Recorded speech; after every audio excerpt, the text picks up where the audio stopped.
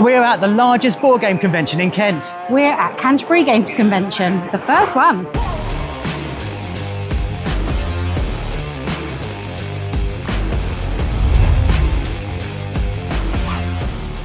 Welcome to BoxedMeeples. I'm Libby, this is Julian, and we are at Canterbury Games Convention, the first one of this actual convention that's run right here in Canterbury, which is really close to us, so nice to be local and having a check out of see what stands are here. Yeah, we've seen Dice and Destinies put on similar events. You might have seen elsewhere on our channel. We had Uncon, we had the Powell Cotton Museum, where we had, but this is the first time we've done a convention as we've seen in like Aircon or Games Expo, a little bit smaller than those, but certainly with a large amount of potential and a lot of stands in there to see. Yes, there are. So, let's head in. Let's go exploring.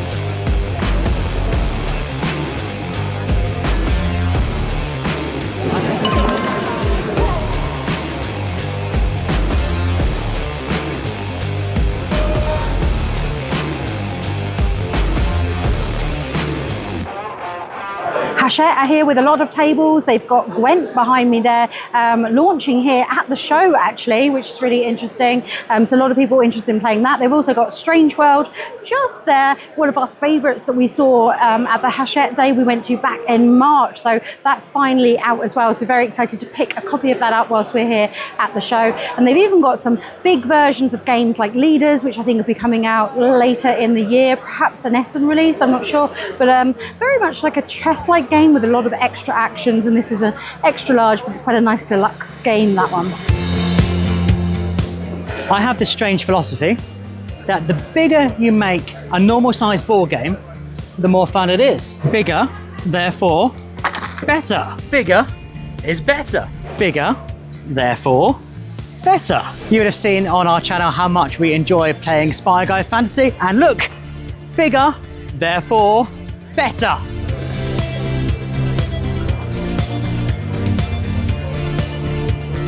Along with Anachrony, Mindclash are actually here with quite a few other games. You've got Septima, you've got Tricarion, you've got Ironwood here, all games that we absolutely love, so it's nice to see them at a local convention.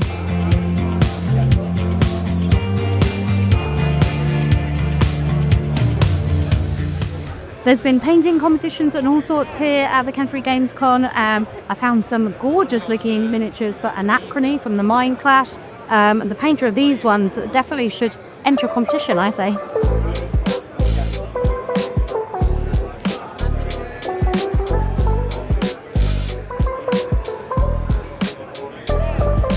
One thing I did not expect to see when I came to Canterbury Games Convention was just the amount of art stands that are here. It's pretty impressive that all these kind of creative community exists in and around the southeast of England and have come together to show off their wares. And there's some really fantastic stuff, not just board gaming stuff, but some really creative artwork too.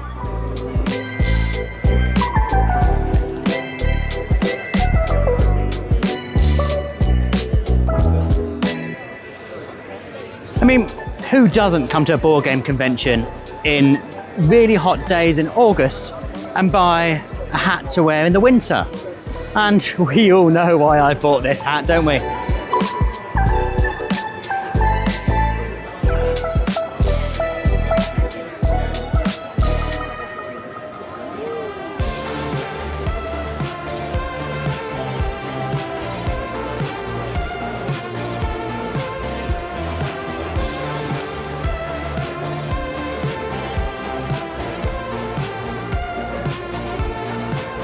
There's loads of tournaments here playing today and tomorrow over the whole weekend actually. So you've got Flesh and Blood, we've got Locana and loads of other TCGs and RPGs being played here at Canterbury Games Con.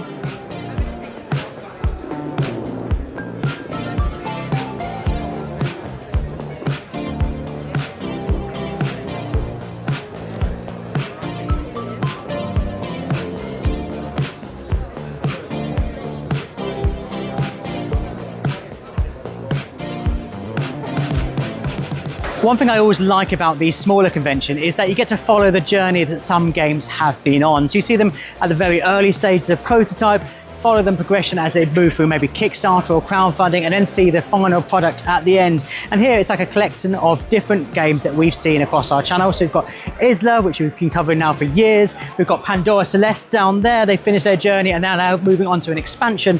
And then right at the very end, we've got Last Week of Summer, which is coming to crowdfunding soon. So you can see the whole progress of that development journey right here at conventions. And who knows, in 3 years' time, each of these companies might have a new game that they're showing off as well.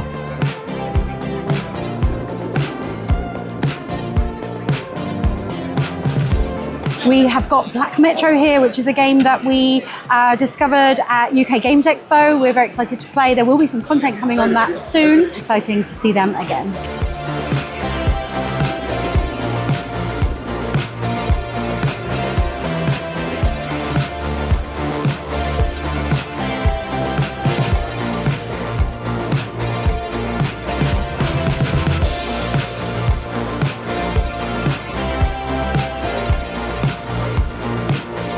Obviously at Canterbury Games Convention, it isn't just about playing games. There's lots of ways you can buy games, and the always popular Bring and Buy is back, so I can look around and find what secondhand games I would like to pick up. They might be someone else's trash, but they could very much be my treasure.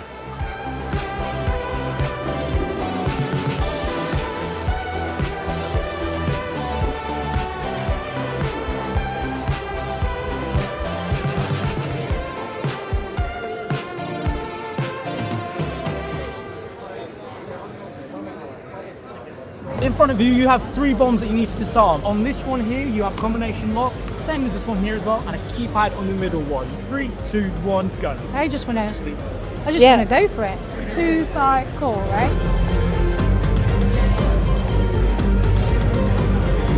Oh gosh, right, okay, what am I even doing?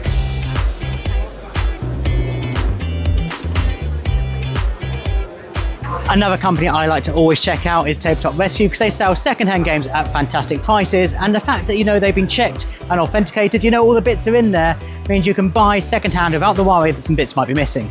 And if you've got a big collection to sell, you also want to check them out, because they're better to buy in bulk and give you a great deal without having a headache of selling those all individually.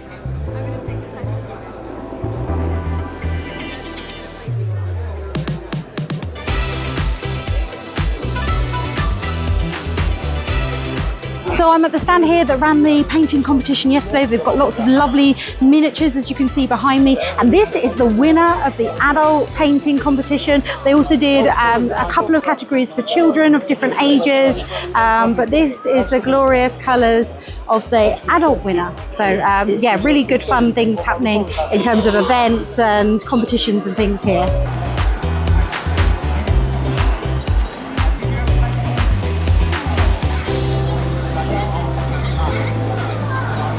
So if board games and card games aren't necessarily our thing, we can go old school, we can go retro, and we can play some retro video games from yesteryear. These are the games that I grew up playing before I migrated to the tabletop games, so there's a lot of nostalgia showing right here on these box pixels.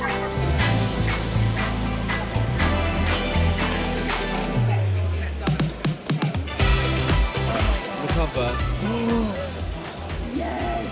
Come on! Yes, come on!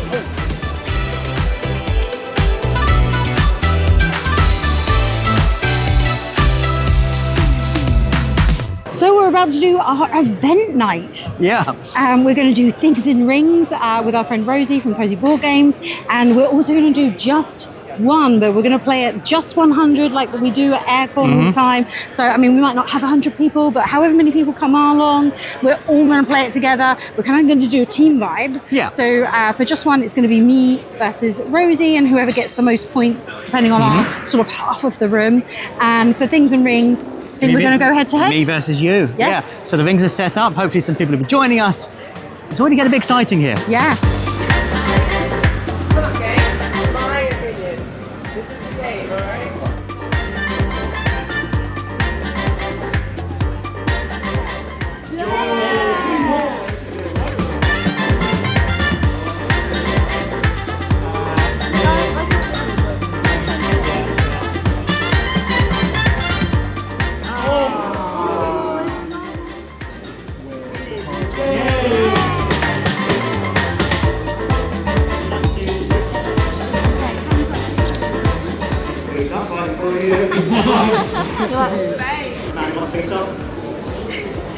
This is such an opinion-based game. Yeah. Pressure's on, Rozie. President? Yeah, Libby gets it.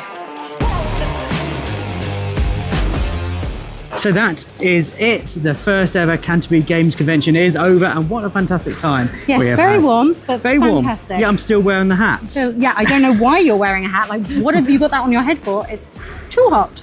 But it's been, I've heard so many people saying how successful it's been, how great a time they've had, and I can only see this going from strength to strength in the future. Yeah, I'm excited for the next one. Maybe in the autumn when it's a bit cooler. A little bit less stuffy. Obviously, if you're new to the channel, I'm Julian, this is Libby, and we post a video right here on YouTube at least twice a week. And we're always talking about board games, not always necessarily board game conventions, but kind of board games type game.